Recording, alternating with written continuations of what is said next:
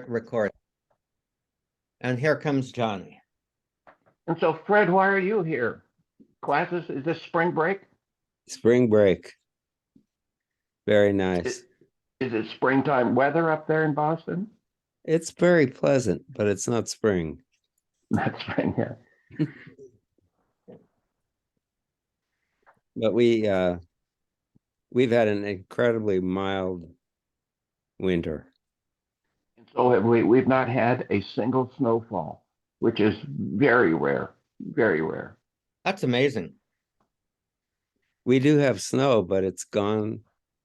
If it comes at night, it's gone by noon the next day. Mhm. Wow, wow. And very few of those. Mhm. But I live in a place now where Okay. I don't have to do the shoveling. That's always good.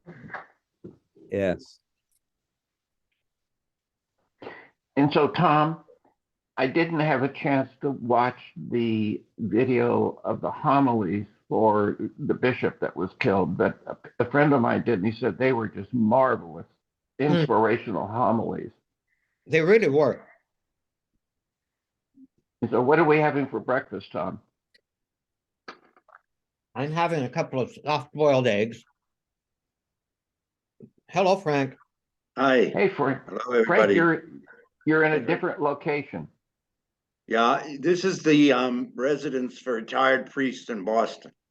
Oh, I And thought you were come living- across primarily brighter than before. The lighting Yeah, is but terrific. older. I look older, but brighter. So I'm not sure that I should have stayed. Mhm. And so, when did you move in, Frank?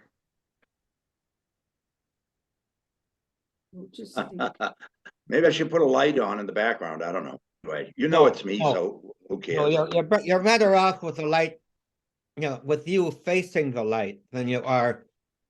With the light behind me. I agree. Yes. Well, I'm looking out a window right now, so there's Right. a lot of light.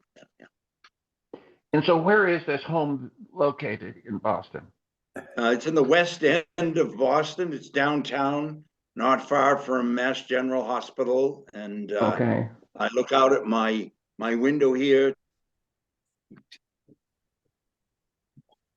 to the Shriners Burns Hospital, 1942, 5 days after my birthday, where 496 people died in a fire. Oh my! So, called the Coconut Grove. Oh, wow. So, and that's what Well, the instigation at the hospital. Okay.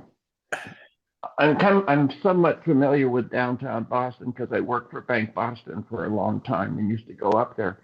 Where are Yeah. you from? Oh, let's say the aquarium. Well, you'd have to go uptown and then kind of to the north of the west end of the city. Okay. Okay. So are you Like near? go over are you- closer to the Boston. Does any of that ring a bell? Yeah, but you keep breaking up for some reason. I'm breaking up. Yeah, yeah, the connection Tell freezes. them there that they need better internet connection. Well, they know that they have bids out to get better internet. Okay. Okay. We'll take you any way we could get you. We'll fill in the blanks, Bad. Frank. Yeah, can you hear me now? Yeah. Yes. Huh? Sounds like a TV ad. Yes, You can hear me now? yeah, but you Yes. you do break up, and it's Yeah, okay. We'll take you. Break up occasionally, or you freeze. Okay, well, But you're okay. Well, Speaking. Bob,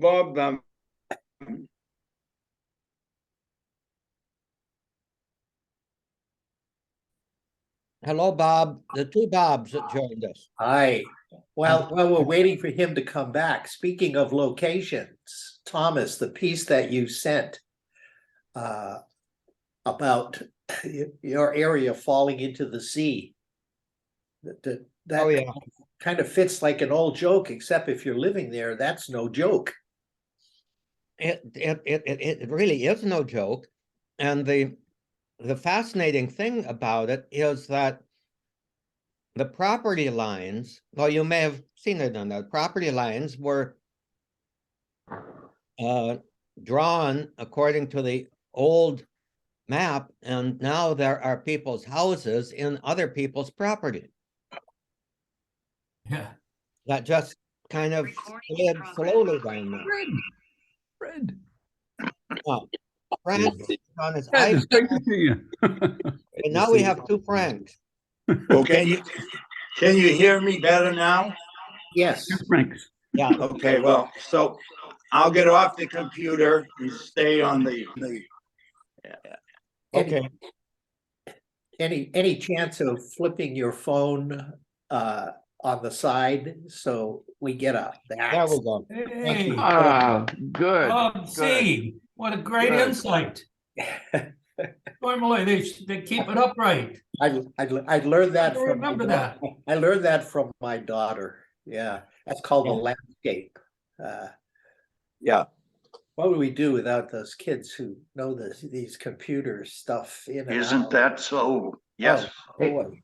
Ned, I saw that you sent an email update on George, but I didn't have time to read it. Do you mind sharing what you know? Not at all. Excuse me. We had a really wonderful visit yesterday. I think I said I was taken aback at first glance.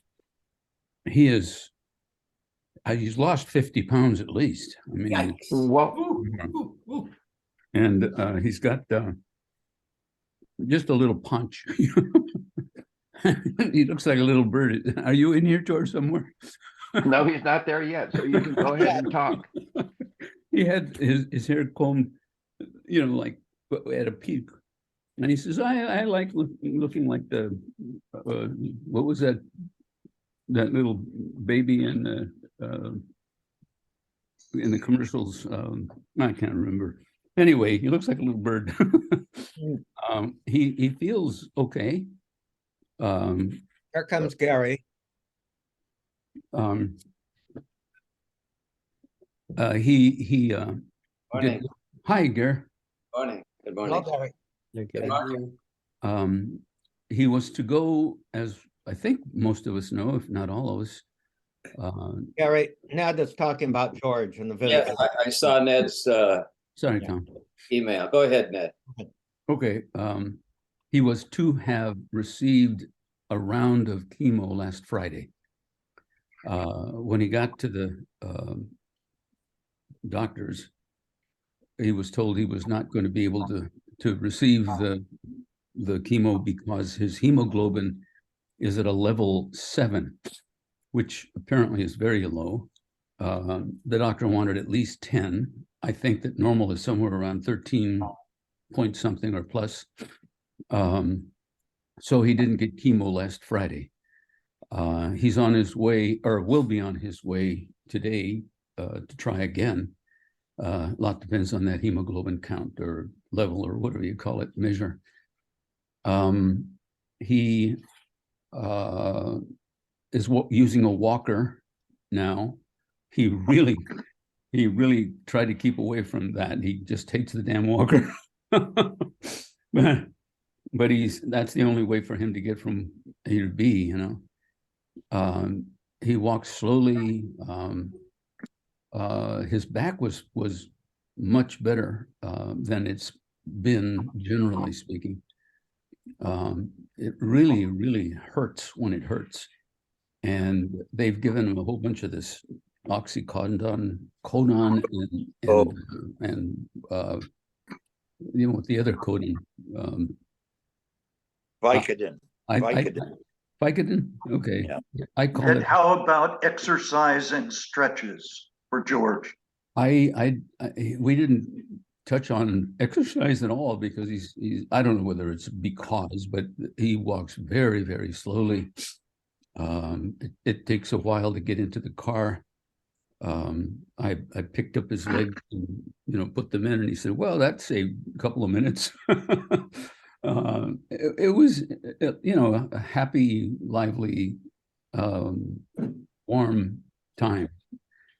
Talked about a lot of stuff. We talked as little as we could, but couldn't help talking about how long we all have. And his children visited last week, John and Susan. And I happened to call while they were there, and they were very quiet. They're normally not quiet.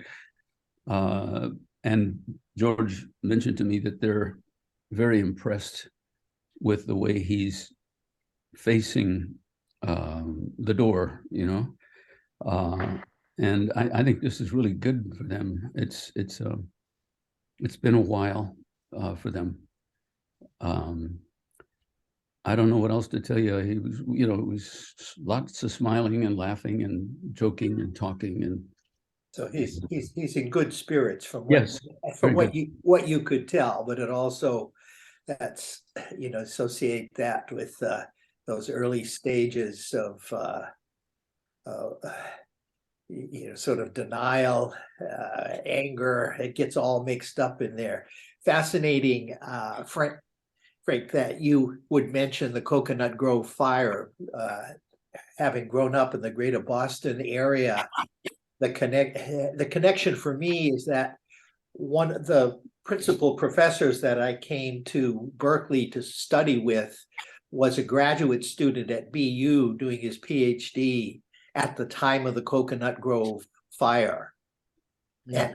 And he wrote about it, and inevitably it would enter into the seminars and classes that he taught. The whole process of grieving, and how little work had been done on it until that Coconut Grove, until the Coconut Grove fire. And then, of course, not only Massachusetts, but all over the country, the non-existence of fire exits. And his description, I won't go into the gruesomeness of it, but that basically there were really, the doors were these swinging doors, and Right. that's They all. That's They all. opened inward. No, there were swinging doors, and then literally, Like circular, yeah, with no other exits, no side doors, you know, where by law now, wherever you have those swinging doors in any public property, you have to have side doors that push open. Because in fact, what happened is that they literally stopped because the bodies stacked up and Like that. right in front of those doors. And other folks who died mostly died of smoke inhalation rather than severe burns. And so it was, but the connection that you triggered for me was this whole grief and grieving process. And You know, I see very little of grieving in, well, you know, we're on this side of the line, and here we experience and see people dead. So that's I guess a different kind of grief. That's it's just a very hurtful thing. But George is very happy. You know, Ned, I was Paul Dotson, Frank and Bob. Paul Dotson is the classmate of ours. He's still a pastor. He's down. Tommy, you're in his parish, aren't you? In St. I'm in his parish, about 3 blocks away. Yeah, you're about 3 blocks away. But anyway, Paul called me the other day. He was on his way to say mass for George. He said mass at George's house. And I have not talked to Paul since then. I was gearing up for a colonoscopy on Wednesday. So it was going on Tuesday. So I was busy drinking apple juice and Jello and getting ready. That's not the only thing. That's not the only thing you were busy with, Gary. I know. That's exactly right. Getting ready for the cocktail that worked very, very well, I must add. But everything went well, and so I haven't called Paul since then. But he was going to say, man, and George wanted to. I mean, Paul was saying, "I'll just come in, I'll celebrate mass, and I'll leave you." George said, "No, I want you to stay. Maybe go out to dinner or something, you know." So Yeah, I'll be anxious to hear what Paul had to say about his. Bless his heart, that's great. Yeah, George. Tom, I don't think you had a chance to finish the Mulholland and the Great Flood story. Did you have some more to share with that? About that. I'm sorry, the Mulholland Great Flood. Bob, are you Oh, muted? that's the Palos Verdes, the Portuguese Bend, the land slippage. No, I thought you were talking about the dam that broke back No, No, in. he wasn't. I No, was, he wa- I misunderstood. Sorry. Coconut Grove fire. I don't know that one. Yeah, Yeah, the well, Coconut Grove was in Boston, and a little bit of background was, it was after the Boston College Holy Cross football game. yes. Boston College is the big Jesuit school Right. in Boston. Holy Cross is a smaller but equally famous among good liberal arts colleges in Worcester, Massachusetts. And so Boston College had this incredibly good record, and Holy Cross was seen as very much weaker, and it was going to be a wipeout. But lo and behold, Holy Cross won the game. And so, the question is, did a lot of people who die who were out celebrating, were they Holy Cross people or Boston College people? But Yeah. the other piece of it that happened was that it was the beginning also of the development of the whole science of skin grafting. That began to be really taken seriously and was done here, right in the hospital next door to where I'm sitting. And it grew from there. But let me just make a little comment also on grieving. One of the things about grieving is, I think we Catholics know how to lead people into doing it. I saw parts of Bishop O'Connell's funeral, and I thought that was incredibly beautiful. Oh, In the face of such an awful tragedy. yes. As to assuring people, I'm not sure, by the way, that the image of us going to a door, that the light switch goes off. I had a friend who died last week. I was with him, and I'm sitting there saying, the light switch doesn't go off, and then you're at the pearly gates of the door, whatever. Jesus is like the father and the prodigal son. He's coming on the road to meet you. Yeah. And I thought that, I just thought, was that Jarlath Conane who gave the eulogy? Right. Yeah. Well, one of them was Tim Dyer of Tim Dyer on Wednesday night. That was Wednesday. Yeah. No, this is in the cathedral. And Yeah. on gave the talk. Thursday night, and Tim and Jarlath gave the homily. Yeah, on Right. on Friday morning. And I always have trouble trying to figure out, at a priest funeral especially, where the eulogy stops and the homily begins. And frankly, I've been kind of a little narrow-minded, I think, on it, although I would sometimes with a parishioner say a few words and then go to my homily, because that was my role. But I thought he did a beautiful job of blending both together. Tim Dyer? Or No. Jarlath? Both Hey, did. all of them did. They all did. Really was, everyone really was wonderful. I saw a snippet of Tim Dyer, and the part that I thought it was beautiful how he introduced it and spoke tenderly of the Archbishop. Yes. Yeah. Because the Archbishop was obviously grieving. Yeah. And I thought it was just a beautiful, but I didn't hear the whole thing. But I'm referring mostly to the funeral mass at which Jarlath Conane preached. So.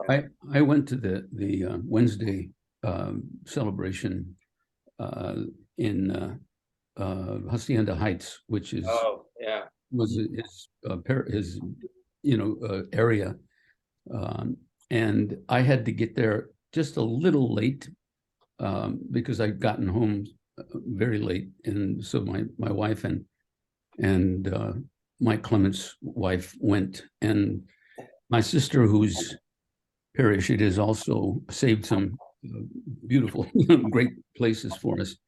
Anyway, I got there just before the homily, and it was packed. I couldn't find a place to park for 3-4 blocks. Mhm. And it was, I stood in the back the whole time because everything, absolutely everything was taken, and people in the aisles, and it was just amazing. And there were people of every stripe. I mean, very well-dressed folk,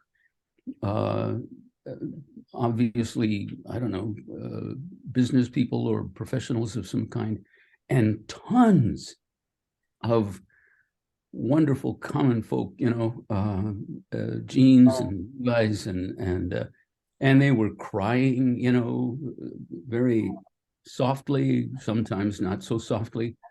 It was a tribute that I could not have imagined.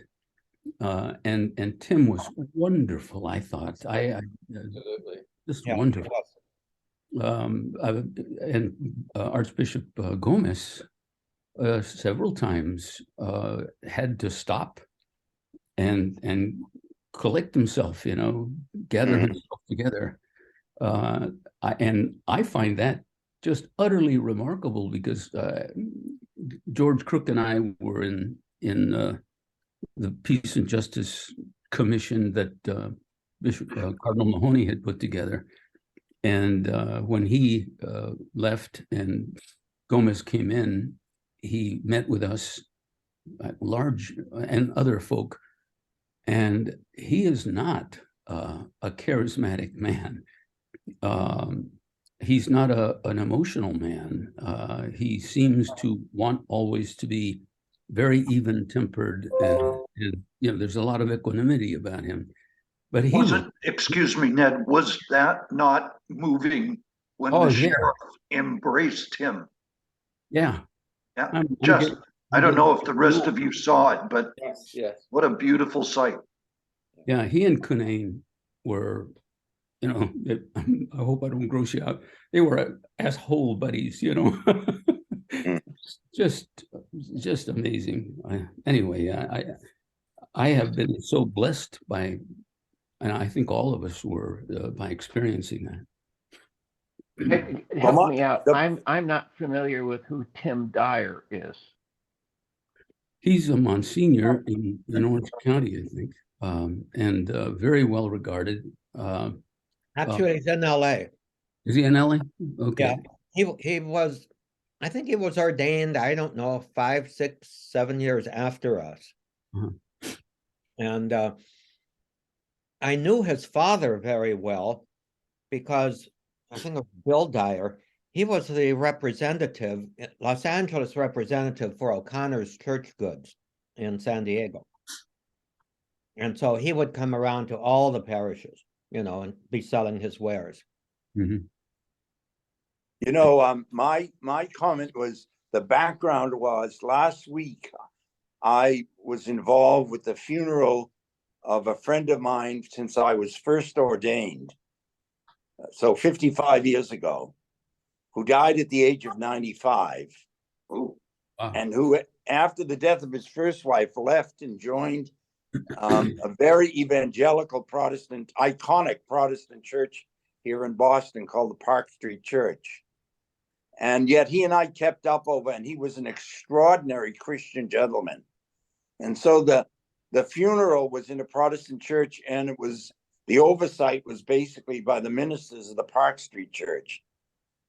And to tell you the truth, there was absolutely no comparison between how our liturgy helps people to enter into grief and carry it off and find some way forward in it, and the absolute dryness, almost, business dispatch, which the tone was set in the other way. Jacqueline Kennedy once said, the Catholic Church is at its very best when helping people deal with death. And I think she was absolutely right. And I think that Bishop O'Connell's funeral, the funeral mass in the cathedral, as I saw it, was a perfect and beautiful example of that. You Mhm. know, I remember one of my Protestant pastor buddies saying, "You Catholics sure know how to send your clergy off." He was speaking specifically of clergy, and he had gone to several funerals, and he was just commenting. But it generalized to what you're saying, Frank. You guys do a much better job with regard to your funeral liturgies, and we could learn something from you. you know, Is last a Friday, copy, is a recording of that funeral available? The Wait, homily is oh, yeah. certainly- Yeah, yeah, yeah, it's on YouTube. you know, Yeah. Tom, you sent us the homily that Tim. Yeah, yeah. Well, You know, no, I can compile the links all together so that you have them in one place and send them off. The let me link, tell you, you know, for myself, last Friday, I was busy with a few things and I said, oh, Tom sent us that link. And I went onto it and I got onto it just when in the middle of the gospel, the deacon was saying, and then I listened. And from that point on, I just watched the whole thing. And I was so deeply moved by Jarlath Canan's homily, the music. It was just, it was simple and it was beautiful. I mean, it was absolutely beautiful and inspiring. And I was just blown away by it. And I thought that his nephew did a wonderful job and the people applauded. And then, I mean, as he walked out, as they're carrying the casket out, people are applauding, you know. And during communion, just like you said, Ned, they would show you people going to communion and you'd have well-dressed people. There's some guy with, you know, boots on and I mean, it just, everybody was there. And then it moved me, Tom, then with the other links, I went and I listened to Roger Mahoney's talk and he broke down at the very end of his talk. yeah. And then Tim Dyer's, and I immediately wrote to you. I felt like I was on a retreat, and I came away with just like a deep reconnection to God, what it means to be a priest. And I just was thinking of how this David O'Connell, I mean, how he conducted himself as a priest and as a bishop. I was just. It just seemed to me he embodied the very best of what you would hope to be yourself, you know. And I keep saying, geez, I wish I had been that way.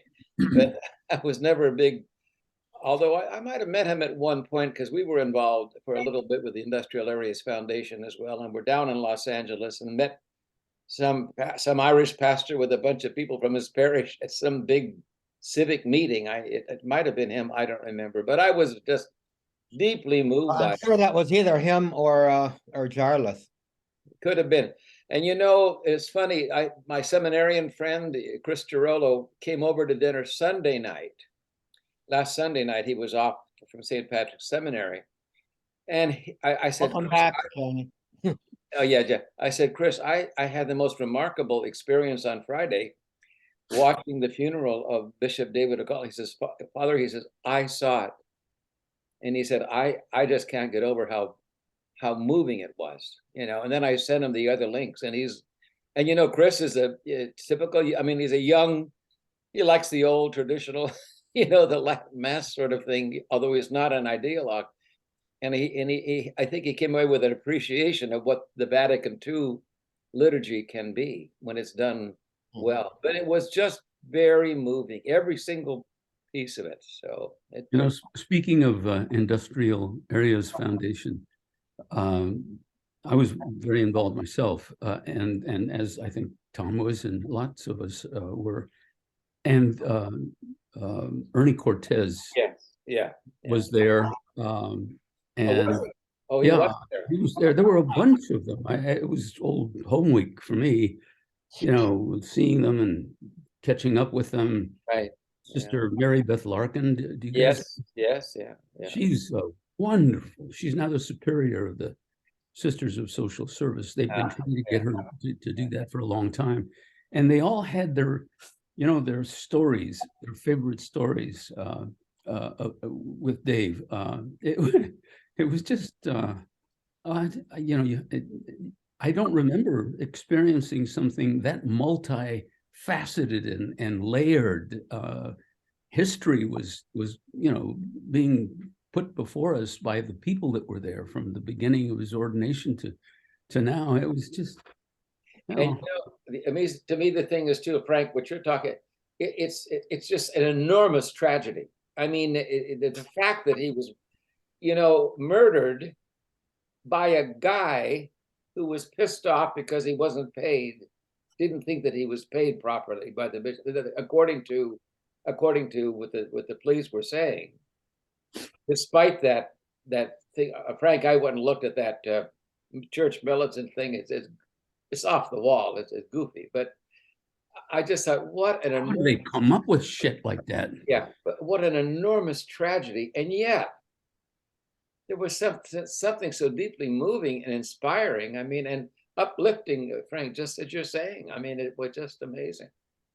The whole thing. I just and I just appreciate Tom sending us all those links, so, Really. so we could see those things. You know, the one touch I would have liked, I don't know if any of you have ever seen this before, but this is done in Italy. I remember Carlo Maria Martini's funeral.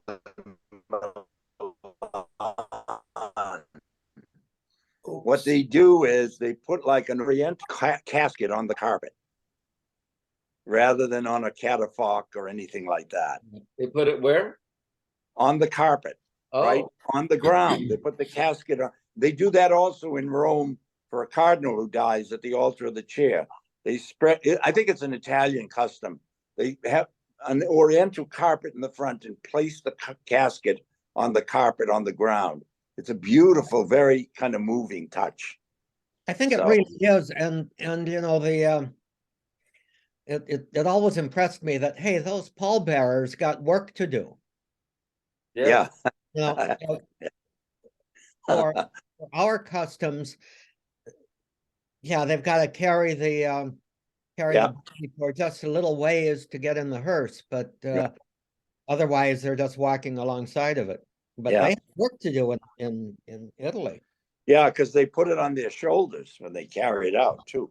Yeah. Oh wow! Yeah. Well, have you ever seen a funeral at Arlington? The soldiers or the Marines carry the casket on their shoulders for about 100 yards, and it's really quite amazing to see that. I want to, if I may, go back to Frank. Frank made a comment about dying is not like a light switch that you just turn on and turn off, and that, Jesus comes to help you. I hope I can get through this, but about 15 years ago, my brother-in-law died, and he had suffered from diabetes and had numbers of amputations. He lived down in Belmont Shore in Long Beach. And when he was dying at home, for about the last 5 minutes of his life, he kept telling my sister and my niece and my daughter who was with him, Jesus, I see you, Jesus, you're coming for me, Jesus, I can't wait. And apparently, and he was not awake when he was saying it, but, he was in that very active dying state, but it was totally believable. I mean, my daughter and my sister and my niece said it was absolutely, they just were convinced that he was not hallucinating, that Jesus was coming to take him to heaven. That actually, my niece, who was there, had really kind of fallen away from the church. She was probably then 25 years old, and it just brought about, it changed her whole attitude. She became very spiritual, very religious, came back to the church. But that's my dream. I mean, I think that would be, if I'm dying, I can't imagine how wonderful it would be to be visited by Jesus as I'm dying, like my brother-in-law Doug was. I got through that. I thought I would cry, but I got through it. I remember Well when my father died, and we were all around him. And I've seen this before, but I really saw it with my dad, that I've always called it kind of a hovering. it's an in-between moment. You're not sure. I mean, and you never quite know when it's the last breath, but it just seems that there's a hovering. If towards the very end. That's the way I've seen it a few times, but I remember it especially with my father. And maybe that was the same sort of thing, Tim. Without Well, word. I hope we all have that experience. Yeah.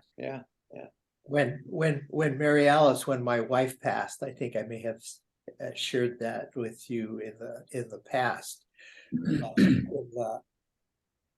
12, 14 hours before she actually died, in the middle of the night, she began to have what I think of, and in my experience as a hospice chaplain, palliative chaplain, have seen it before, what you're describing. People begin to have what I describe as visitors. And they are people who have predeceased. And this was certainly true in Mary Alice's case, in my wife's case. And she was so, well, anyone who knew her knew she was incredibly animated anyway. But even in this active dying stage, she was very animated with the people who were coming. But she'd actually have some conversations. Her lips would move, her eyes would open. She was having conversations, and this went on for hours. And I was so moved by that experience. My sister and brother-in-law, was the middle of the night, but they got up and they realized something was going on, and they came into the room and just sat there, and they were stunned. And so what you're describing is something that does happen. And I know the medical people try to dismiss it as an infusion of chemicals that the body produces, and to which I say, yeah, so what? Yeah. And there was something else going on, and I, in a sense, with the eyes of faith, know what it was. It's what you've been talking about. Well, the medical people, they can tell you the physiology of what's happening. But, like somebody put it, science tells you the what and perhaps the how, but can't touch the why. Sure.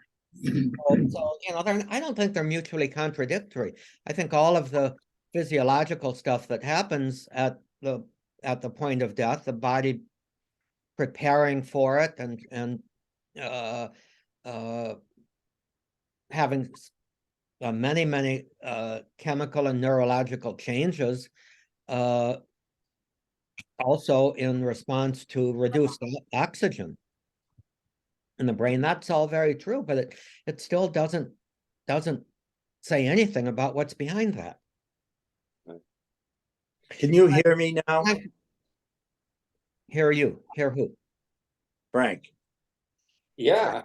Frank, Yeah, we got okay. two of you. Because I got He's I got frozen. audio on my cell phone and video, because if I do my cell phone, I can only see you individually. And that's such a deprivation for me to just be able to see you all individually. All right. Well, we'll accept the fact that actually, why don't you shut off the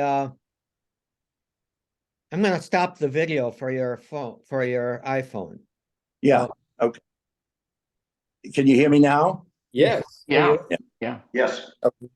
Yeah.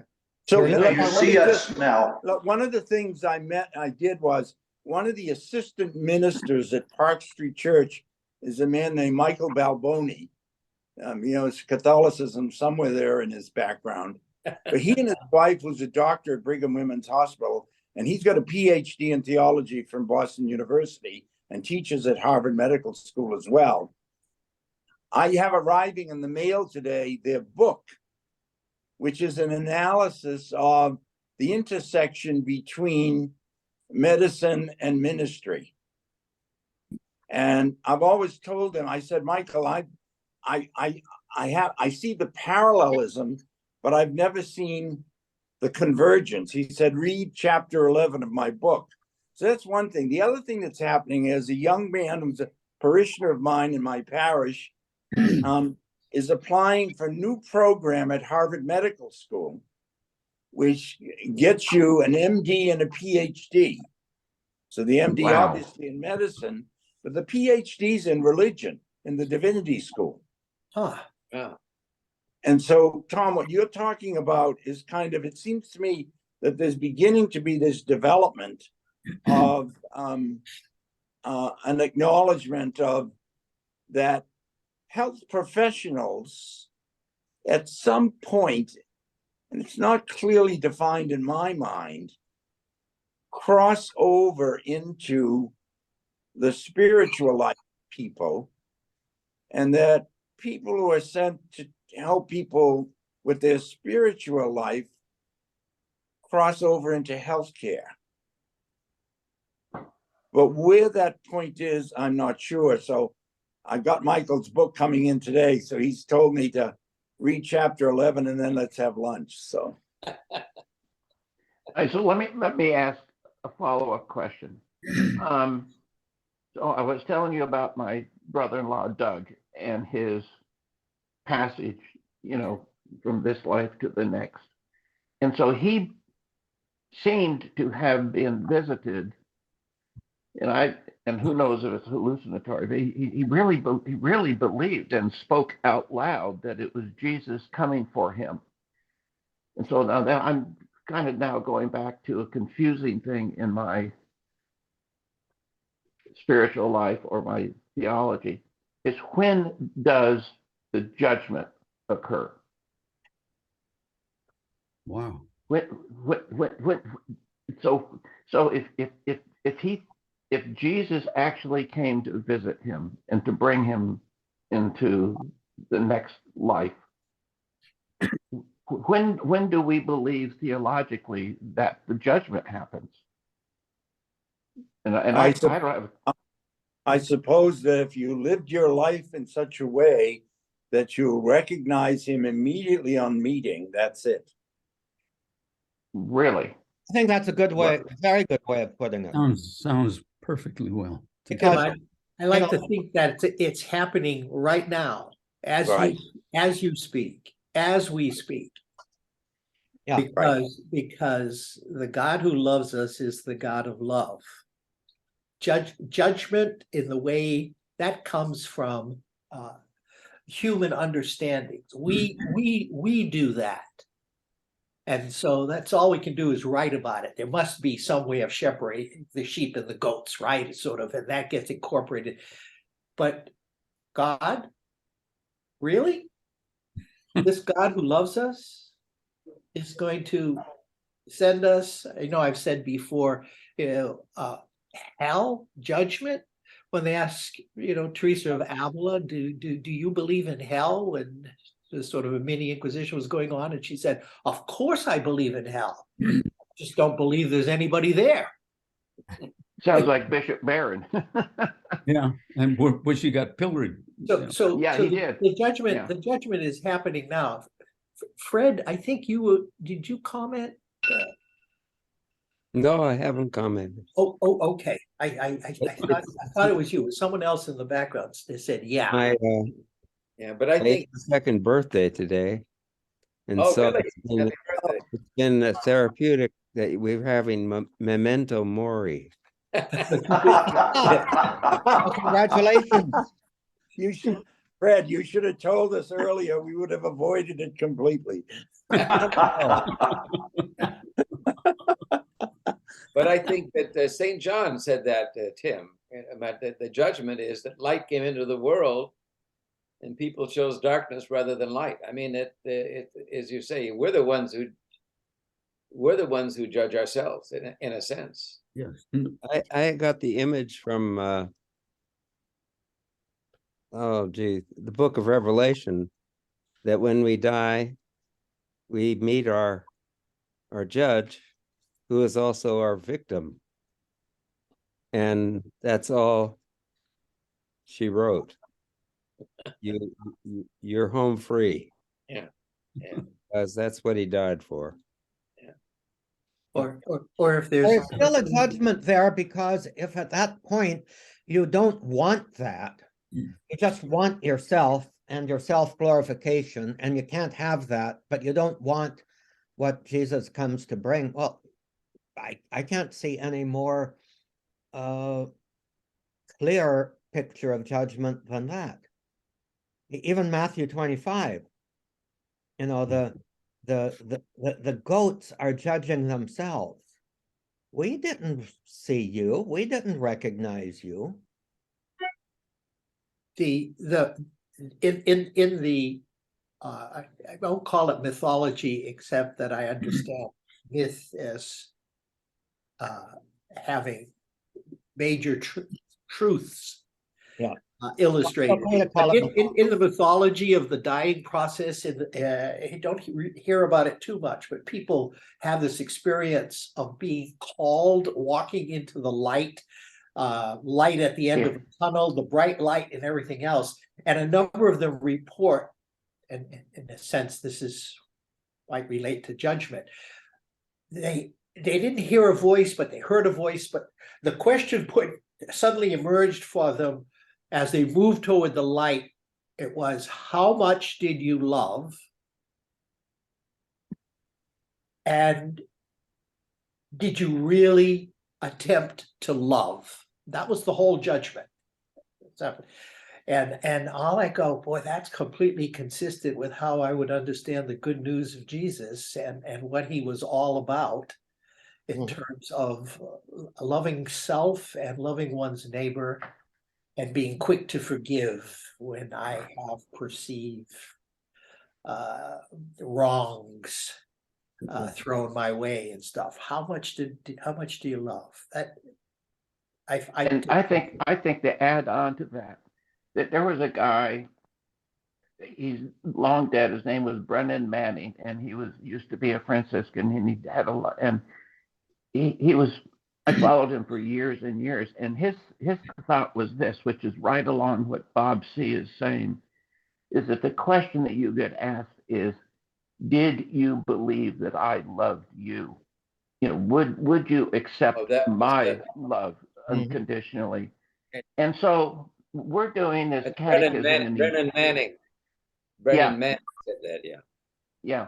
And so we're following along with Father Mike Schmitz on the catechism in a year. In the last couple of days, we're on paragraph 465 or something. And that's the question that comes up is, do we allow ourselves to be loved by God? And so Sandra and I are talking about that and said, well, who in the world would not want to be loved? I mean, is there anybody that would say, no, I don't want you, my dear God, my dear Jesus, to love me? And so that just seems illogical to me and irrational that someone would deny the love of their creator. But maybe there are people like that.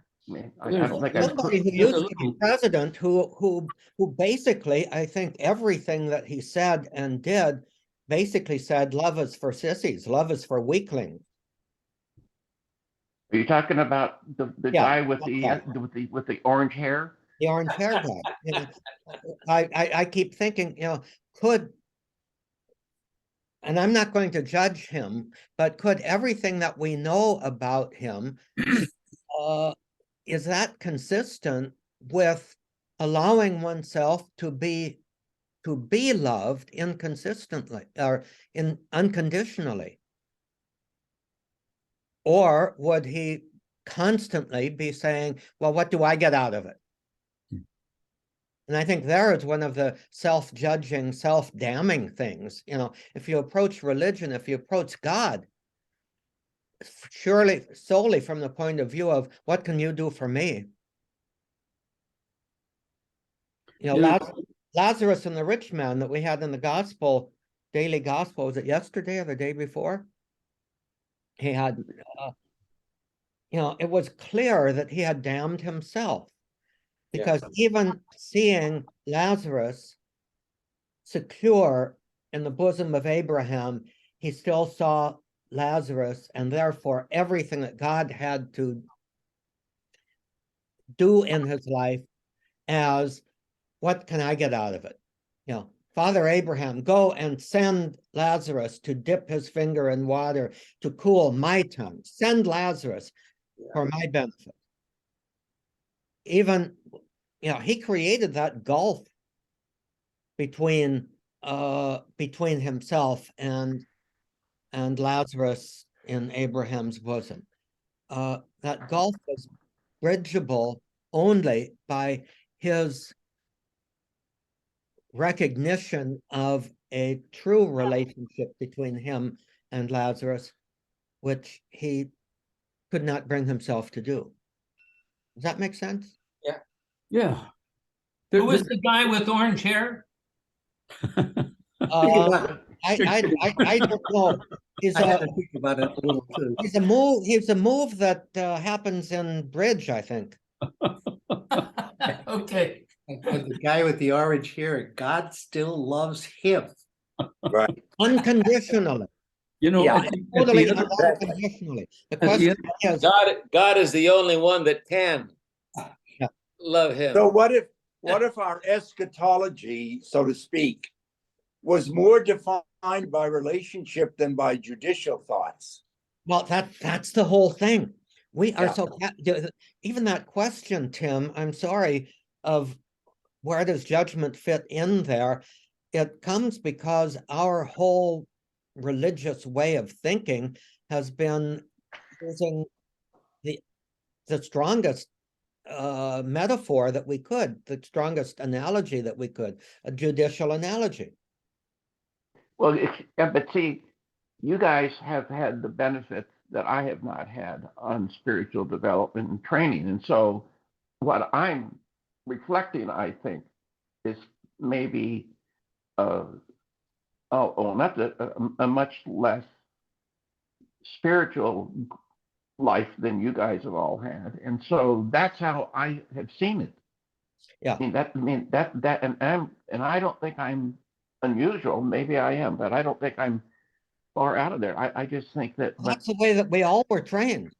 I mean, in our earliest days, our Sister Mary, whatever,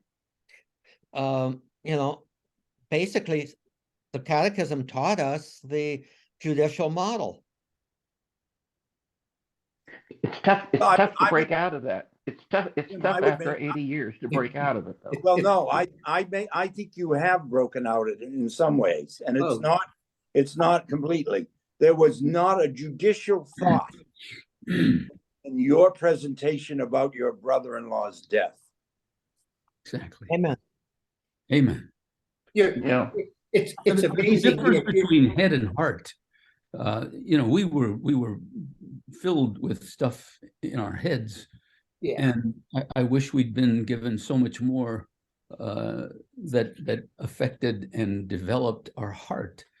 I remember Father Eberhard, our History. professor of church history. He was giving us, Western traditional history over and over and over. And then one day he said, I'm going to flip into poetry.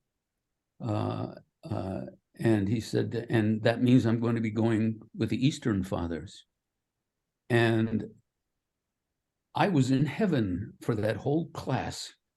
The quotes that he was giving us, they were burning fire of the heart, the soaring of the heart, encountering God. It wasn't this, division, subdivision, subdivision, and we may be informed more with the Western stuff, but the Eastern stuff, anybody can be into who loves art and poetry and sees God everywhere. And you're far into that, Tim, it seems to me. Yeah, there's a difference between spirituality and theology, Tim. Yeah. You don't need to worry. This, And I think this Person that influenced me a lot was a guy who founded Young Life, an outreach to unchurched kids. And he used to say, if you want to be in God's will, you just about can't get out of it. Sounds so cool. that's yeah, this past week I have been touched by the number of articles I've read, NCR America, about the first 10 years of Francis. Yeah. What fell into really good perspective for me was how Francis is trying to turn what we're wrestling with right here completely on its head. Mhm. That is to say, what he's trying to say is our whole approach, and his approach has been based on the gospel. How does Jesus always, in every occasion, how does he deal with us, with the hurting person? And first Jesus approaches the hurting person, often with some kind of major problem or injury. Step one. Step two, Jesus heals that person. And then step three, if there is a step three, is the doctrine. Sin no more. Get on with your life. But that first, Jesus rushes out to meet the person or gently takes his time. But Jesus approaches us who are hurting, heals us, and then says, and here's a way to avoid missing the mark in future. The doctrine. And Bob, I think How were we trained? Flip side of that. You start with the doctrine. Mhm. And you try to figure out where in the scriptures how that it gets all justified and everything else. Francis. And Bob, I think a great validation of that is, I think in those 10 years, Pope Francis has gone out on trips to the hurting world 40 times. Yeah. 40 outreach from the Vatican. Wow. Awesome. Didn't know there were that many trips done. Isn't that something? Yeah. And to the margins, by and large. And to Yes. the Margins, yeah. And so let me ask this then, and I love that article, the one that was in Crux, about the 10-year review. So what is the reason that he is getting so much shit from other Catholic prelates? I mean, are we just in a different planet, the 9 of us sitting here talking to each other, that we love that guy? And so I'm just always mystified why there is so much like the church militant videos and crap like that. I just don't get where it's coming from. Is it because they want to have the doctrine first? They want to have the purity of doctrine before they have the heart? I don't know. I don't understand it. Maybe you guys can give me. I think it's resentment. Resentment is that you realize another person is better than you and you hate him for it. Ooh, really? You think it's that? Oh, wow. Well, that would go along with Rene Girard and his, theory of mimesis Right. and scapegoating, that we have to, we need to find, for any of our problems, we need to, the problem is solved in a sense when we can blame somebody and punish them for it. Doesn't make any difference whether they're, in any way responsible or guilty, but you've got to find a scapegoat. And Tom, I think a whole lot of it comes from a huge amount of fear. You got to have precision. You've got to know exactly where the boundary is. You've got to be assured, because I'm afraid that I'm not going to make it, and you better be afraid too.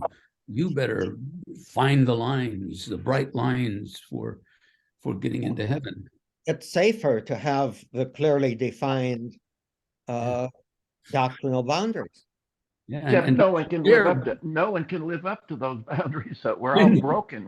I mean, that's the irony of what you're saying, is that the people who seem to be arguing for these bright lines and these boundaries, they don't look in the mirror. Yeah, don't they know they can't do that? I mean, I'm just so confused. And that was one of the things that St. Paul kept saying. You know, the thing is that you can't fulfill the law. The law itself condemns you if you find your salvation in the law. I'm glad I'm 80 and not 40. No, I don't. I wonder how much of it is even, there's a portion of people, someone mentioned fear. Well, fear leads to resistance to change. Big time. And that is so fundamental in some people. Sir Adrian Cadbury, who was a British industrialist, once said, and we used to use it in business a lot, the only people who like change are soiled babies.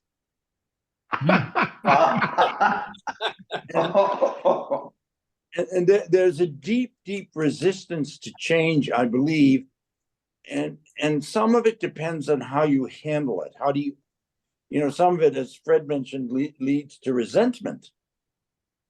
For some other people, it leads to adventure, or to interest, or to, oh, what the hell, let's give it a chance. But the first instinct almost when facing change is a certain amount of resistance.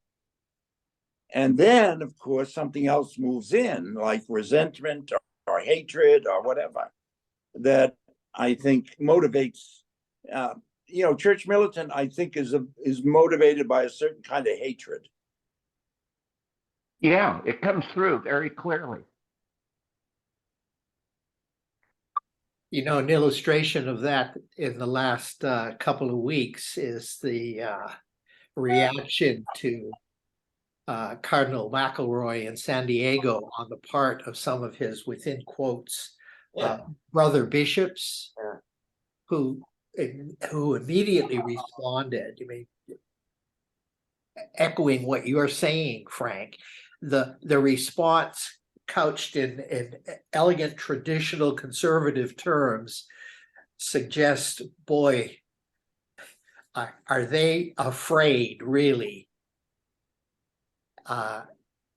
Because he is speaking, truth to clericalism, to power. And what did he say? Echoing basically. What did he say? He's had a series of articles in America that, if you haven't had a chance to look at them, are really worth a read. READ. Essentially, I think the first one was on sexuality, and he kind of turned things on its head when he suggested that. Remember in our classes in De Sexto et De Nono, anything about the 6th and 9th commandment, you're dealing with mortally sinful material. Yeah, he's so no quantity of matter whatsoever. Yeah, he so boldly suggests that one time a man sleeps with his wife and he uses birth control. He is committed, they are committed to mortal sin. He sort of asked the question, really, how come there isn't an automatic mortal sin attached if he beats her up? Exactly. And then he takes off from there with regard to looking at how we have our values really mixed up. Sexual sins suddenly are always, seriously sinful. On the other hand, an issue of justice. If I know I have one of my neighbors who's struggling to make it and needs a pot of soup, when's the last time, sins of omission, I brought a pot of soup over? Now, how is that not as serious or more serious? And I'm persuaded that it's considerably more serious than matters related to sexuality, which are incredibly complex and difficult. And so he's been criticized by his brothers? Oh, yeah. Brother bishops, yes. And the point of the article was, the author in one of the pieces I saw said, just to remind not to be overly critical and be guilty of what I'm trying to point out, but that doesn't it say in the scripture, if you have something against your brother in secret, Yes. you approach him and say, I have a problem, rather than publishing it in the local media, newspaper and television and everything else. So it was a fairly prominent, I'm blanking, I don't remember who it was, but someone in the media. Paprocki, thank you. Yeah, but I think it was Sean Michael Winters that said that about keeping it secret. But Paprocki, yeah, he's Yeah. I read a whole bunch of stuff on it because it got my attention, and He accused an unnamed cardinal of heresy. yes, exactly. And that's the thing. I have to say, the funeral of David O'Connell, it just said to me, the difference between someone like him and these culture warrior bishops who are so focused on these things, it's like it's night and day. They have such an impoverished and desiccated sense of what they're. It just strikes me anyway. The difference was just phenomenal to me. That's all. In one of those articles in America, Bob, that you were talking about, Cardinal McElroy is defending himself from the criticism that he's been receiving. And he made the distinction between, doctrinal theology and pastoral theology. And it was more an appeal. I felt I had trouble understanding a lot of it, but my intuition, my heart was right with him, but my brain had trouble grasping the basis of any kind of quotes certitude, end quotes. Again, fear seems to me to be a big participant here. When you begin to sense truth, but you can't explain it. It's there, but you can't explain it. I'm really getting interested in Edith Stein, phenomenology and the heart recognizing truth rather than the brain recognizing truth. We're going to have to go through a whole lot of conversion, I think, to buy completely what I think McElroy and Francis are telling us. Does that make any sense? Pardon me. Sorry. I'm done. It seems to me that whoever's criticizing McElroy seems to have forgotten who Jesus had meals with. Yeah. Mm-hmm. Yeah. Yeah. Meals with. And I think McElroy, it's in the context of synodality. Okay, this is what he's saying. Now, instead of accusing him of heresy, you come forth with how your theological justification for it. What is the theological justification when nothing else? Just as you said, Bob, he was saying that the church's approach to sexuality doesn't correspond to the way it deals with every other moral issue, which in every other moral issue, there seems to be poverty of matter. I mean, you've got some things that are more or less serious in every other issue, whether it be, I guess, violence or greed or whatever you want to get into, but not in sexuality. Why is that the one area? And I remember we used to ask George Tolman that. Our theology professor, Yeah. What would he say? Well, he didn't answer it. I mean, I don't know it. Right. This young seminarian. Yeah, well, let's see, George Tolman, two things that I can remember. Of course, he was one of those, guys that I think he was sent out there to St. John's to die. Shooting blanks. He was shooting blanks every class. Shooting blanks.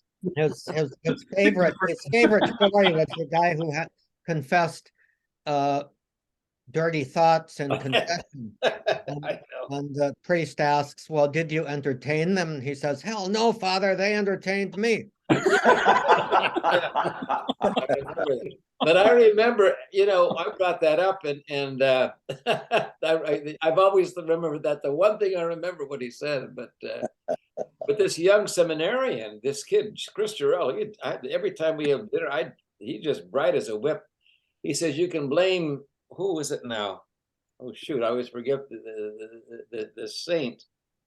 But what's his name? McElroy is pointing to the 17th century when a lot of this changed. That thing changed. Yeah. The way the church approached sexuality changed. Chris said you can blame St. Peter Damian for it. I don't know what St. Peter Damian. Celebrated his feast day the other day. Yeah, but he's I think he was very, very rigid, very rigid. Yeah. But McElroy's point is that particular area, and he says that's where people who are in second marriages and people who are gay, can't go to communion because they're engaging in a sexual life that then prohibits them from being able to receive. And Francis says communion is medicine.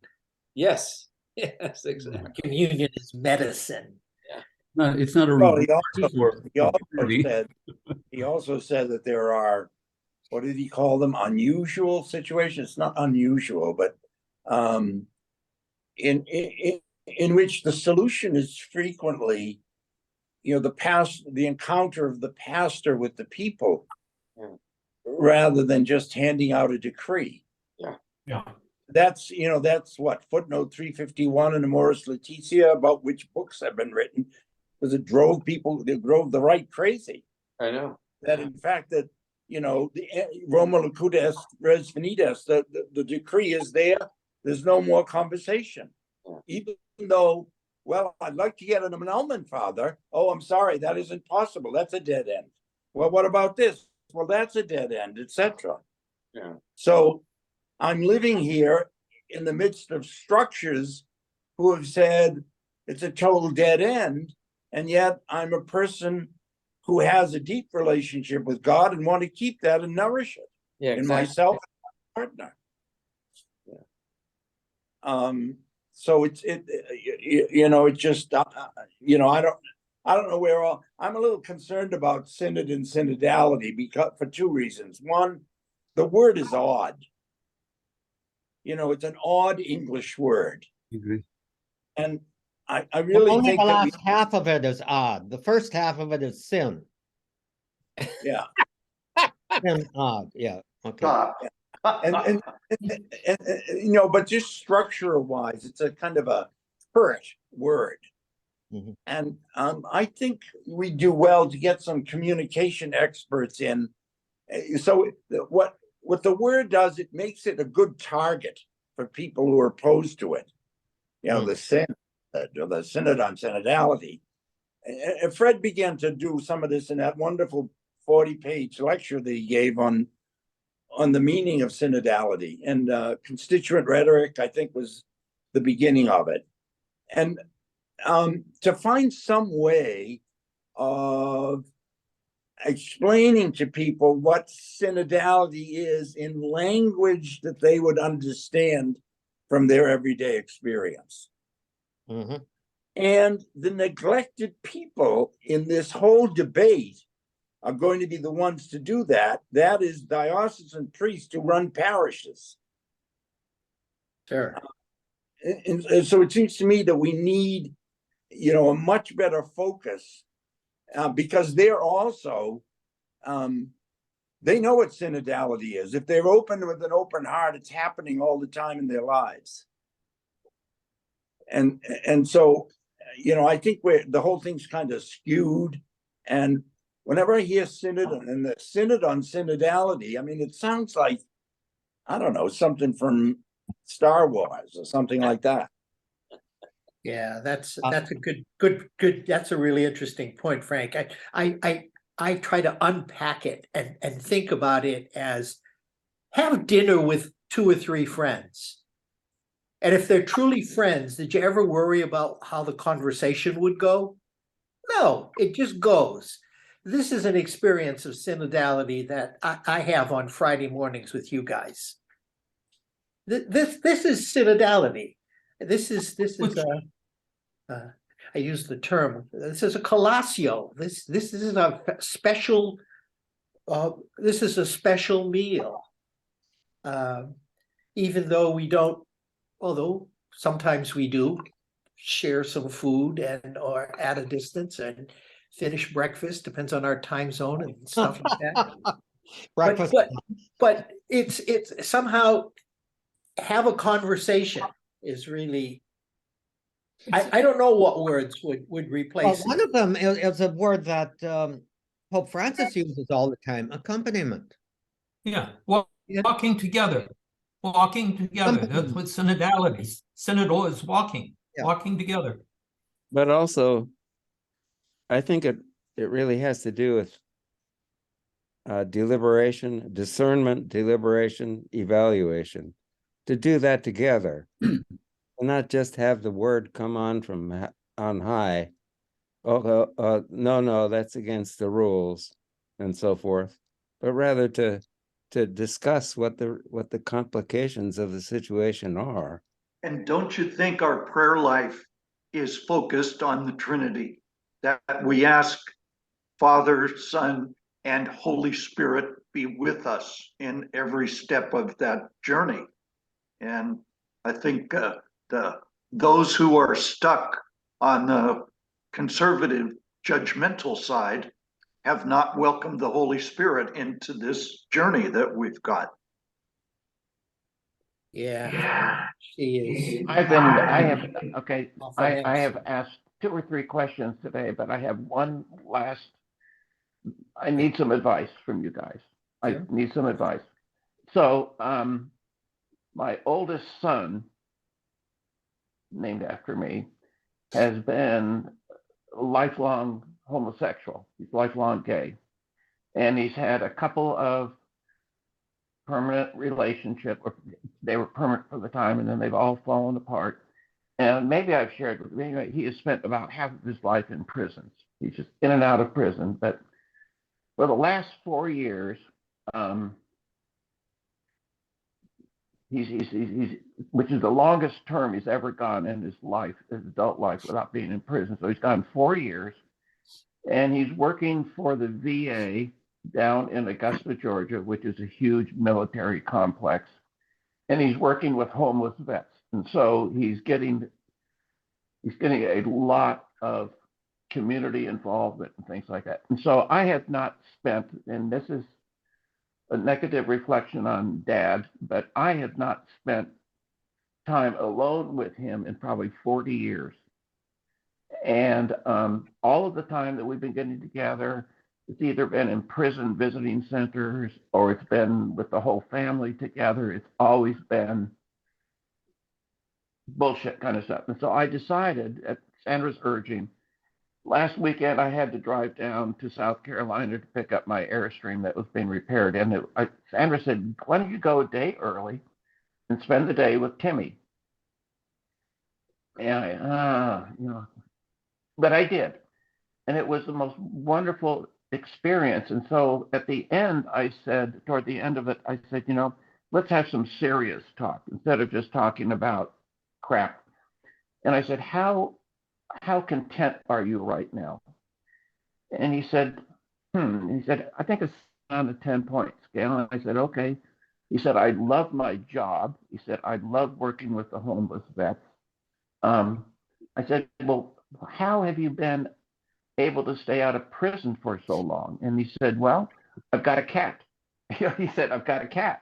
And I feel responsible for Georgia. That's the name of his cat. And I said, well, are there any, why not a 10 out of a 10? And he said, and this is what, guys, it threw me. I had no response. And he said, well, I'm not dating anybody. I'm not dating anybody. He said, there's only one gay bar here. And he said, it's just awful. And he said, I haven't met anybody. And he said, I really miss being in a relationship. Now, I knew that he was not talking about a friendship relationship. He was talking about a deep gay relationship. Yes. And I got to tell you, for Tim Alme, me, who's not usually tongue-tied or unable to make some sort of comment, I had nothing that I could say to that other than at the end I said, I just loved being with you, hugged and kissed. And so I don't know whether or not he was expecting me to judge him, to say, no, stay away from that. It's such a terrible thing, such an immoral thing to be in a homosexual relationship. But which I would have said 20 years ago, I would have said that without hesitating. My judgmental self would have come out. But I just was very silent and just hugged him and said, it's been great seeing you, and we got to do this more often, kind of thing.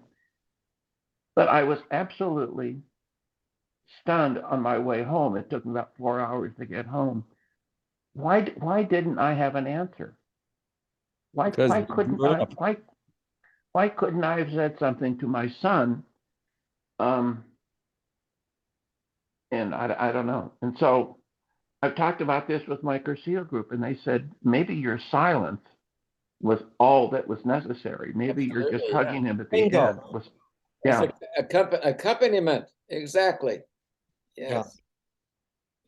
It seems to me that it would be really important over the next, not too terribly long a time, month or two, to be sure to give him a call and see if you can arrange for another get together and just basically to be with him. Tell him how much you to be able to be with him and do exactly, I think, what Tom is saying. Call him and say, I enjoyed it. It meant so much to me. I hope you did too, and I'd like to do it again. Yeah. You loved him. You loved him, and he experienced deeply your love. If I try to put myself in his shoes, 40 years of not having an intimate conversation with him, it's like I can't imagine what seed you've planted, a good one that will continue to bear fruit. And I agree with what others are saying. Just continue to reach out to him. Never mind if he doesn't respond, but he likely will. But just keep reaching out to him and loving him. And you're aware you didn't judge him. I suspect he didn't feel your judgment. I hope not. But I would suspect that he may have been expecting your judgment. What? I suspect he may have been expecting your judgment. Yeah, he would have been. He would have been. And, so you surprised him, at least in one instance. Right. I would say follow through with that. There is nothing that you have to say to him. You just have to be his loving father. That's all. Right. Yep. Although Then- I, but then in I in think the I- gospel in the gospel this week or last week is that if you need to admonish your brother, you know, you don't we have that responsibility when you know your brother or your son or your daughter is doing something wrong, that don't we have a responsibility to admonish them? That's So- that's a totally different context. Exactly. You know, the real model is the father and the prodigal son. He didn't say you're welcome back in the family if you know, if you do penance and all of that. He just hugged him and threw a party.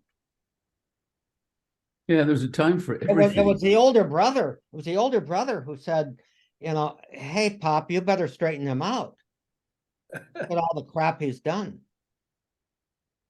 Send him a Thank you, copy guys. of that Grease dance. The video, I don't know. I'll send don't you know. another copy. well, Okay, Okay. it's a joyful video. I Thank think you. So you need to be careful not to overwhelm him, but you need to send him a message. How, not just how much the visit meant to you, but how grateful you are that he's doing God's work, working with homeless people. Super. great idea. Good idea. Super. Amen. How much Thank you you for sharing. admire, how much you admire what he's doing.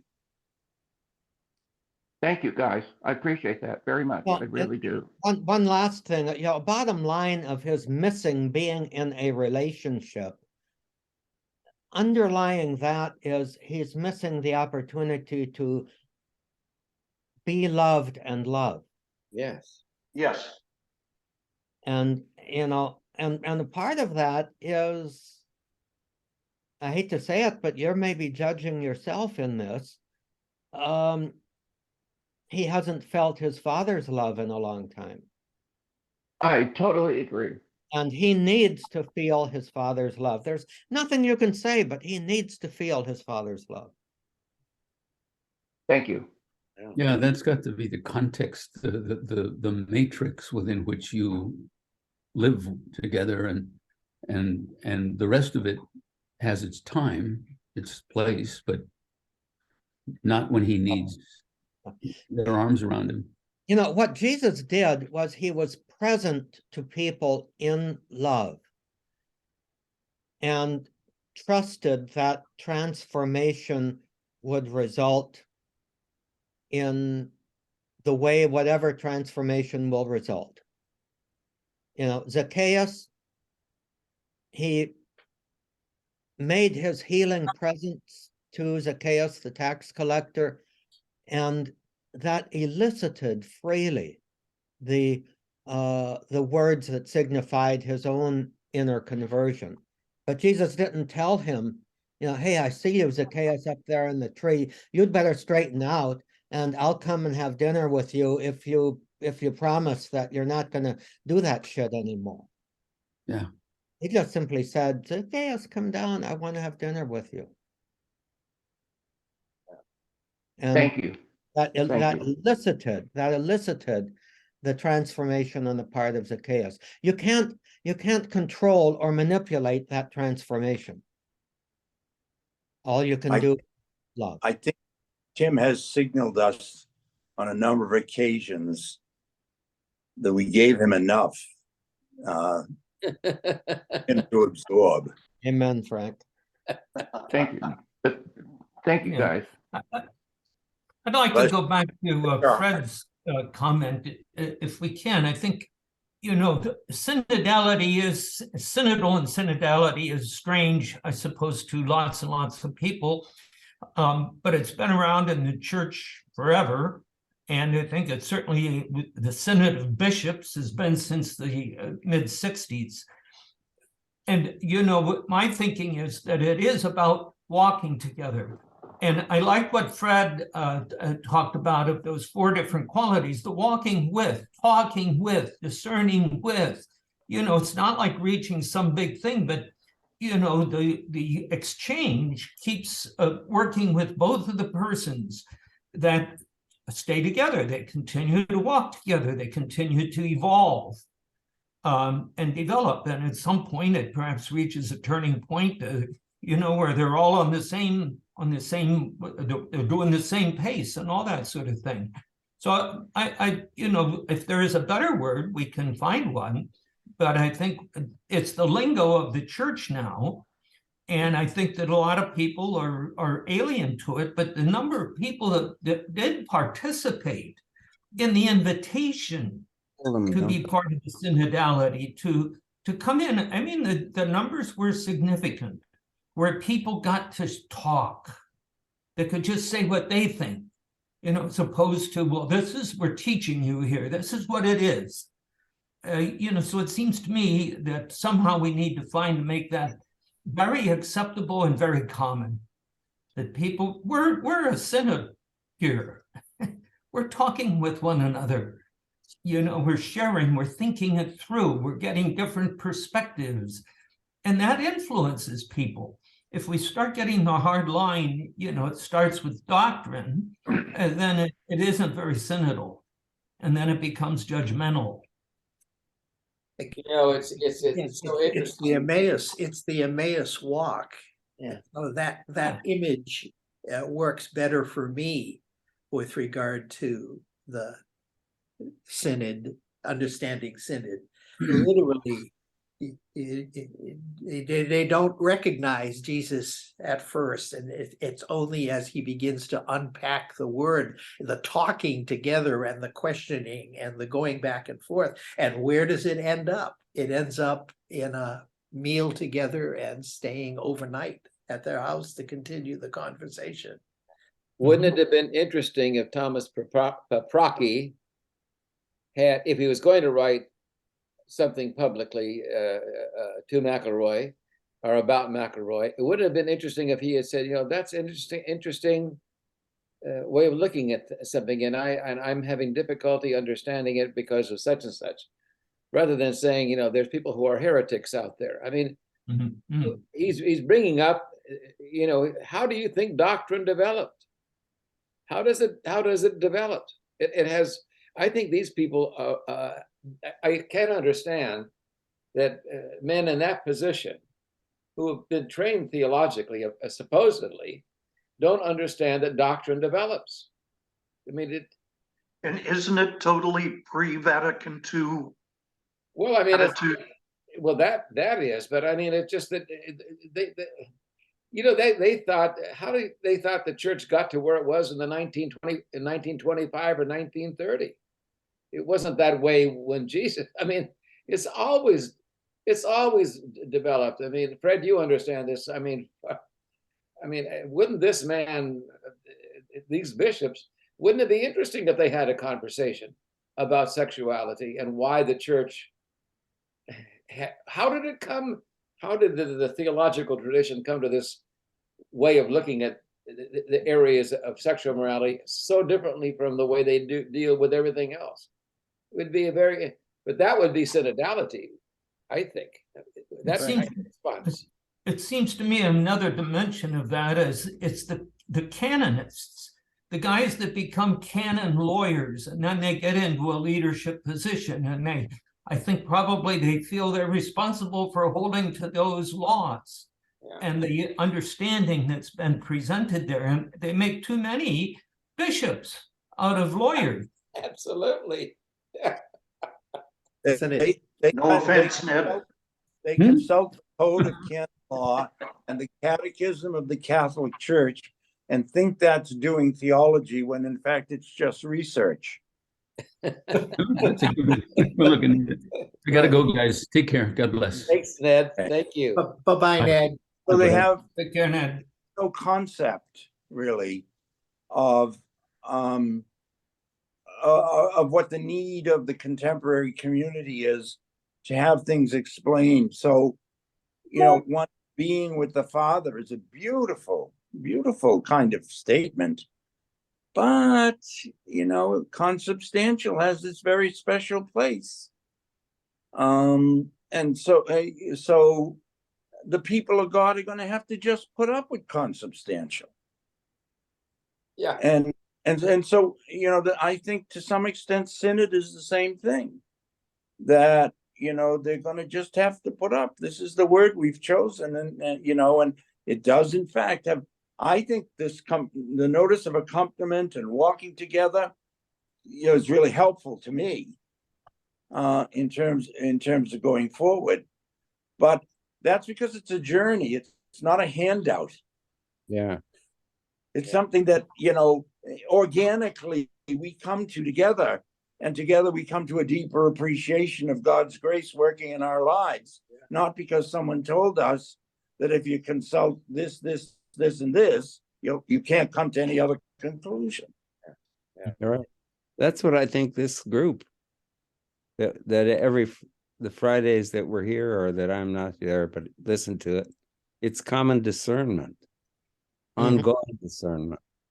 Nobody's laying down the law, but everybody's thinking together about what would be the best course of action in certain circumstances and so forth. So I think that's a tremendous thing. I think synodality should have more to do with discernment, Mutual. liberation and evaluation, than chatting people up. And I think Bob brought that out. Yeah. Bob. I was thinking, Frank, when you're saying that, when they changed the creed, my high school principal, John Walker, he said, Father, he said, what does consubstantial mean? I said, it means one in being with, which was what we said before. Right. Stephen Colbert said he saw it and thought it was something out of a practice prep test for the SAT. Leave it to Colbert.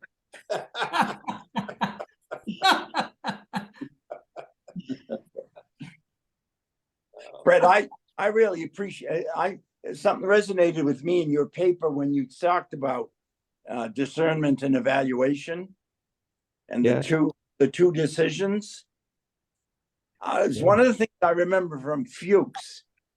He used to say there are two more decisions in making a moral choice.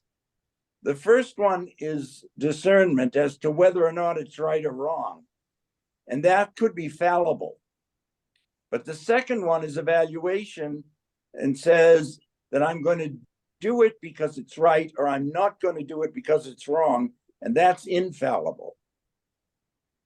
Interesting. Yeah. I had forgotten that he did that, but I loved him. He was my confessor while I was in Rome. He's a great man. Great man. Yeah.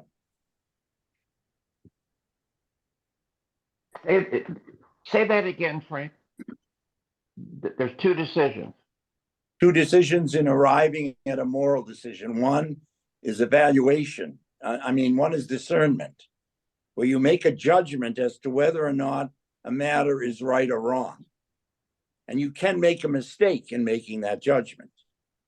But when you get to the second decision, that you decide to do it because it's right or not to do it because it's wrong, that's an infallible decision. You can't make a mistake in that.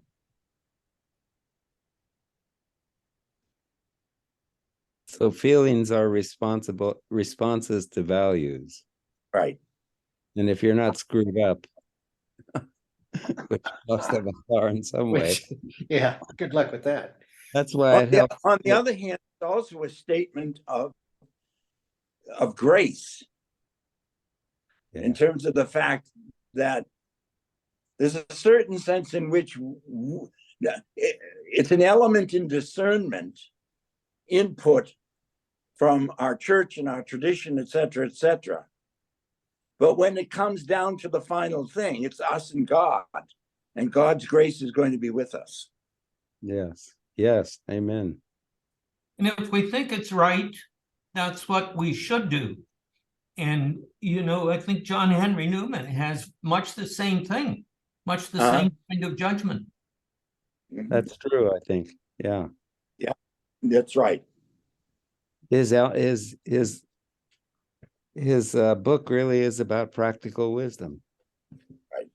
And that's what we're talking about, really. And there is, in a certain sense, practical wisdom is living out the grace of God. Absolutely. Absolutely. It's trying to follow the promptings of the Spirit. Right, And it helps to do it together right. if you can, of course.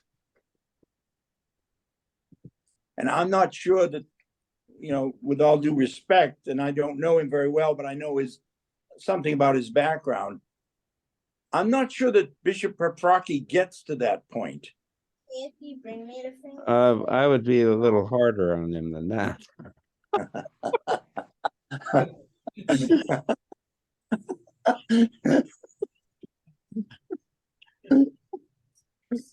Bob Charpentier, was the spelling of your first name in this, was that intentional? Boo. He's What fun. boo.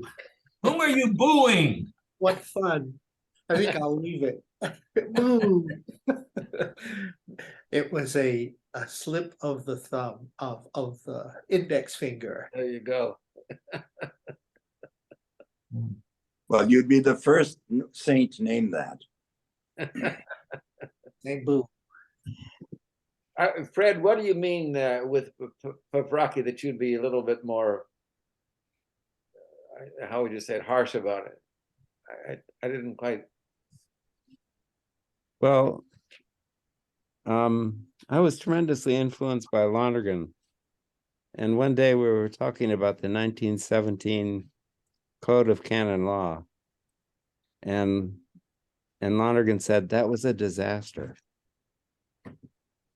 And I think what he was getting at is you have to practice practical wisdom and do it in the light of a prayerful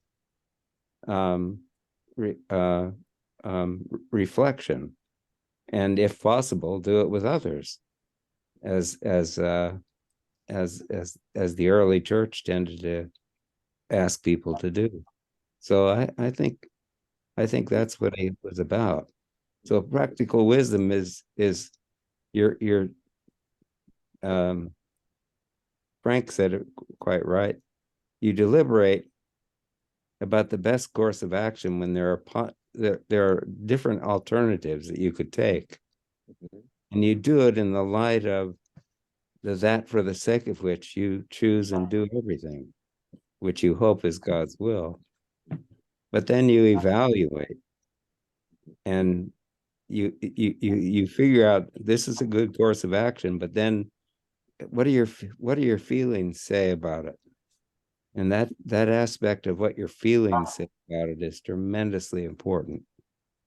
And there's a way in which you could sort of summarize our seminary training by saying, forget about feelings. Yeah. Yeah. But of course, luckily we had teachers who did have feelings and didn't operate on that basis. So we weren't up a creek without a paddle.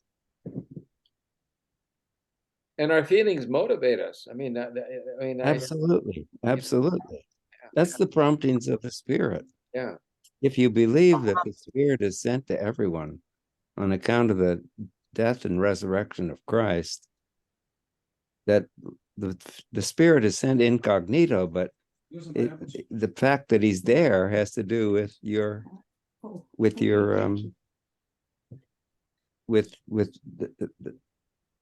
the feelings that you have.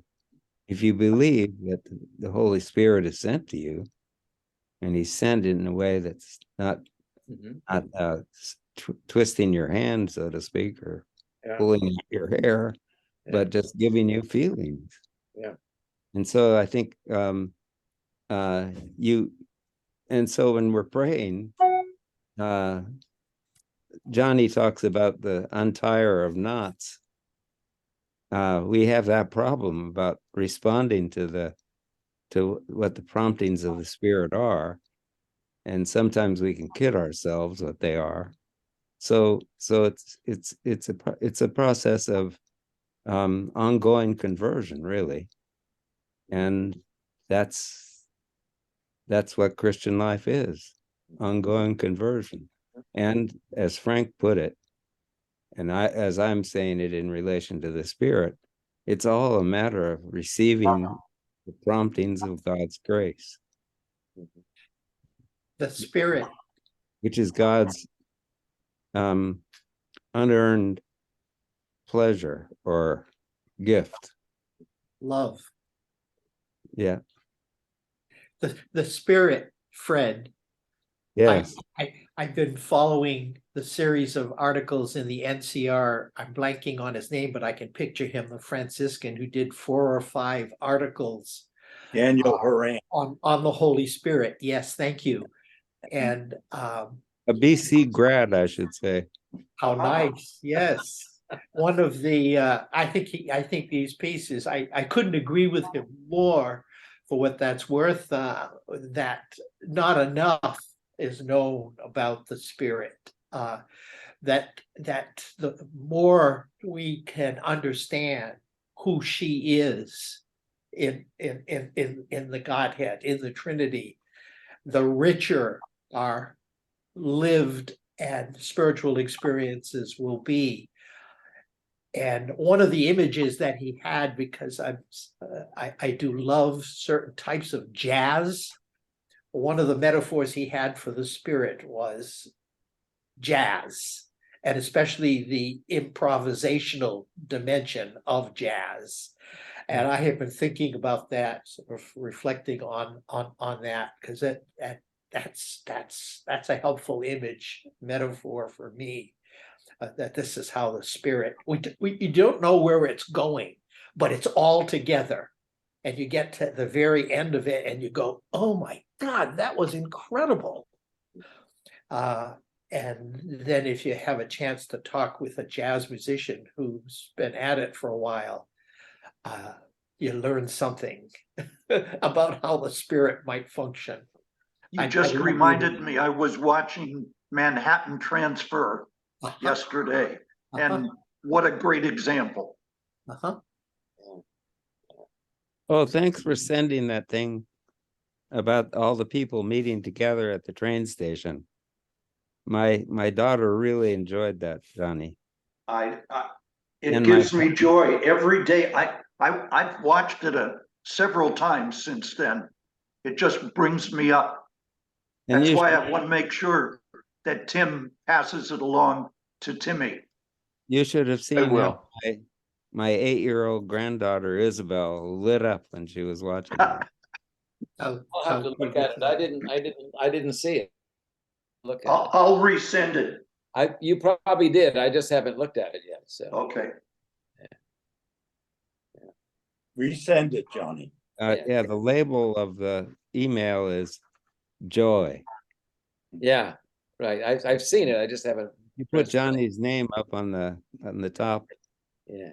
It'll give all the things he sent, and the one that says joy is the right one. It's really wonderful. Thank you. Let's do a quick health check. Frank Daly, how are you feeling? I'm okay. I'm still kind of recovering. I feel the hospitalizations I had were something of a setback. But nevertheless, I'm okay. Thanks for asking. What did you have to do up here, Frank? Up at the top of your head? What's all the cuts up there and all that you had? I think I had something similar in the last couple. I've got some stuff I've got to start putting on it, but it's dermatological. It's shitty Irish skin, SIS. And one of my doctors told me that. And to some extent, I have stuff to get rid of this because I had surgery there because I had a melanoma in situ, which it didn't go very far, but they took it out. So it's still, but I think I can get rid of this. But I'm a little reluctant because I kind of liked Gorbachev. You look like Gorbachev. Exactly. Yeah. That's yes. I had much the same thing done. I've had 4 different places up here. They only did one at a time. Yeah. And over the past 2 or 3 days, all of a sudden, there was something that was coming up out of my head. Yeah. right where one of those surgeries was done. And it was like, I thought, what the heck's coming up there? You know, it was like a little tree that was starting to grow. So I gotta went go over this morning and I said, this thing is up there. And I thought maybe the thing started to work again. They said, it's some kind of a clip that they put in there when they're closing the skin, and it's supposed to be absorbed by the body. Mine wouldn't absorb it. So I may have a few other trees that are going to pop up. They just lifted it out. It was on its way out, but it wasn't going. So I hope the ears will seal like mine has. Well, I know, Bob, but if I had a background like yours, I might wear a hat like yours too. Frank, Y is for Youngstown, is it not? What? The Y is for Youngstown, yes? Yeah, Youngstown State University. Yeah, that's what this is. Frank, can I ask you, where are you right now? Your room is different from normal. I explained in the beginning, I'm in Regina Cleary, which is the residence for retired priests in the Arch. Okay, yeah. I kept my own house, so I go back there a couple of days, but I didn't like living alone. Right. I didn't really feel that I had enough spiritual support because I don't say mass solo. And I didn't have, and the presence of a chapel is important. Yeah. And so I came in here, and it's kind of, there's two levels of adjustment. One is where you're living, and it's beautiful. I have my own study, bedroom, bath, and outside balcony. Good. Meals are all done. Put your laundry out on Sunday night. It's back on Monday afternoon. Yeah. Transportation to I hope you can hear me. I'm losing the Zoom thing. No. We hear you fine. It's all really but you know, the adjustment is arriving at the point that, you know, you reached 80, you had some illness, you're in a retirement home, quote unquote. So there's a certain amount of emotionally embracing the fact that you've crossed at least a small Rubicon. Yeah, exactly. Yeah. And That's so what- how many priests are with you? How many guys live there? There's about 45 or 46. Wow, it must be a huge complex. So it's a big place. Also, and then- you're in the middle of everything in downtown Boston. yeah, you are. Everything that's within Everything easy. is right there. And a lot of there's a number of men on the second floor that is, you know, they're on the last stage of their journey. Two died the week before last. And then, you know, there's a couple of guys younger than me here, but, you know, 80 is pretty much the younger tier. But I have found one of my fears was polarization would have infected the place. I haven't found any of that. Good. Great. Men are very welcoming, open, all that kind of thing. So it's, you know, there's a lot of real positives about it. Jim Savage is there, right? Isn't that the Yes. priest? Yeah. Who was with us? In Yeah. fact, I met him at lunch today, Gary, and I forgot about the connection with you, but I'll see him tonight. So Tell him I said to say hello. I was very. yeah, I will. Very I'm glad you. And I see Cardinal Sean has been reappointed to this Francis's cabinet, so to speak. Kitchen council, Do you think he was excited about that? I think so. I mean, he values very much his relationship with Francis. He's an interesting bishop in as much as he's kind of a quiet, shy man in some ways. So how would you categorize Sean? It wouldn't immediately come to mind that he's a conservative loudmouth or anything like that. And yet, you know, he is a presence. So I think he has a lot of potential for unity. Tomorrow afternoon, he's going to Paraguay. If something happens to Francis and they want a brief transition, I could see him get elected Pope, because he's in Paraguay because the Archbishop there was a student of his at the Hispanic Center in Washington when he ran it. He ordained him a priest and a bishop, and he's just been appointed a cardinal. So he's gone down to Paraguay so he's got all those kind of connections all over the world. And yet he's a very easy man to be with. He's not a culture warrior. You can tell a joke and have a story and an element of comfort with him. But on the other hand, he's not on the leading edge, like Cardinal McElroy is.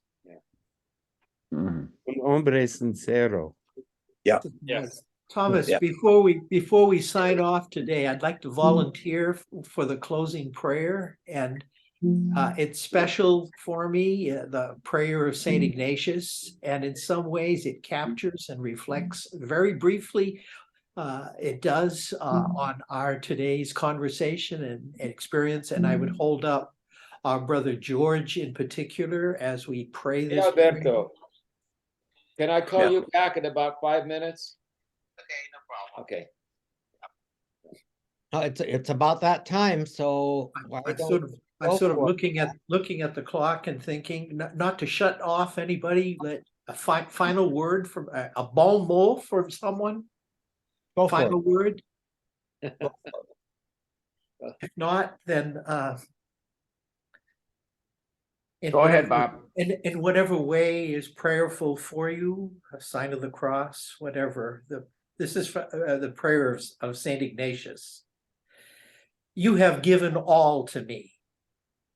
To you, Lord, I return it. Everything is yours. Do with it what you will. Give me only your love and your grace. That is enough for me. Amen. Amen. Amen. Amen. Thank you. I won't see you for a couple of weeks. I'll be on the high seas. I'm going next Wednesday to Fort Lauderdale, and then we take off on Friday to go through the Panama Canal. So it's about a 15-day cruise. So I've done that the other way, Gary. You'll love it. yeah, You'll love it. End up in San Diego, Los Angeles. in LA. Yeah, I did that once. Yeah. So Bob Bono's probably done it a number of times. Yeah, I have. I'm also, Tom, I'm going to be in first part of April, 2 weeks in April. I'll be out on the big lake too. anyway, thank Well, you. you guys have such a rough life. You retired priests. The struggles that Yeah. you have on trying to find what to do with your leisure time. I mean, We're doing it. I have. We're doing it. We're doing it for the sake of Jesus, Tim. Don't ever forget that. Okay. All right. Okay. All right. Well, and none of us have an Airstream. Yeah. Well, you keep telling yourself that, Gary. Keep telling yourself. I that. will. Love you guys. Take Thank care. you. Thank All you. right. Farewell. God bless. God bless you all. Love you all. Love you. Bye. Bye-bye. Take care. Bye. Right.